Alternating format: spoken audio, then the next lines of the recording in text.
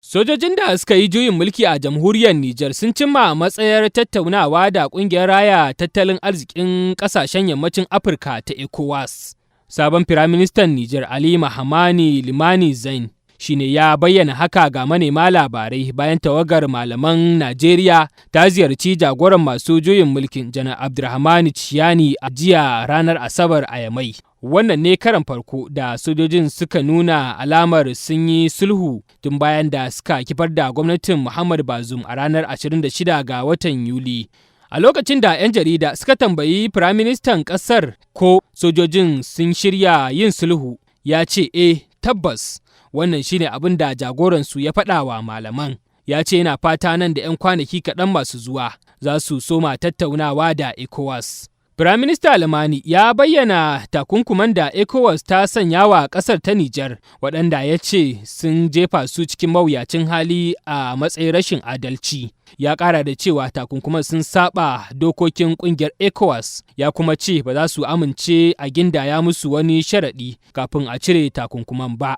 Sojojin sun nemi afuwa kan ƙin sauraron tawagar tsohon shugaban Najeriya Janar Abdulsalam Abubakar da sarkin musulmai Muhammad Sa'ad Abubakar, wadda ta soma zuwa Yamai domin yin sulhu da su. Shugaban tawagar malaman Sheikh Abdullahi Balalau ya shaidawa manema labarai cewa sun je Nijar ne domin yin sulhu. Ya ce sun faɗa wa jagoran masu juyin mulkin mahimmancin tattaunawa game da wannan rikici. Sheikh Balalau ya ce kafin su tafi ni sun je wurin shugaban ƙasa Bola Ahmed Tinubu, wanda kuma shine shugaban ƙungiyar ECOWAS, inda suka faɗa masa cewa bai dace a yi amfani da ƙarfin soja a kan sojojin da suka yi juyin mulki a Nijar ɗin ba. Ya ce sun samu nasara a ziyarar da suka kai wa sojojin, amma ya ce ba su gana da hambararren shugaban ƙasar Muhammad Bazoum ba, domin hakan baya cikin abubuwan da ziyarar tasu ta ƙunsa. A gefe guda kuma wakilin jamhuriyar Nijar a ƙungiyar ECOWAS ɗin, Malam Ali Jibo ya ce ƙungiyar ta cimma matsayar cewa ba za a yaƙi Nijar ɗin ba.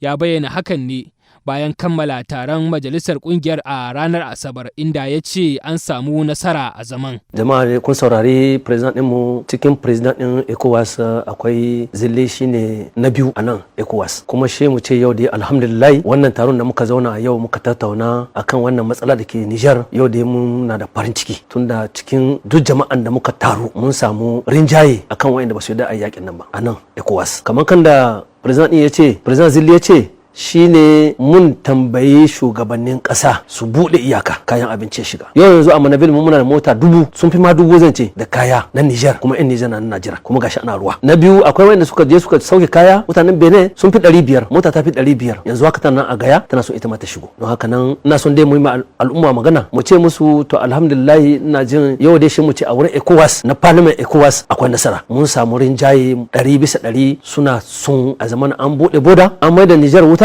kuma magana a ji a yaƙi babu ita, dama bukatar mu kenan, kuma Allah yadda ina jin zamu je ƙarshen wannan magana. Muna kuma gaisuwa da malaman da suka tafi yau Niger suka yi zama da sojoji akan ai sulhu cikin wannan harka. To alhamdulillah. A yanzu dai ƙungiyar ECOWAS din na nazarin tura wani kwamiti na musamman zuwa jamhuriyar ta Nijar domin ganawa da shugabannin gwamnatin sojin ƙasar da suka yi juyin mulkin.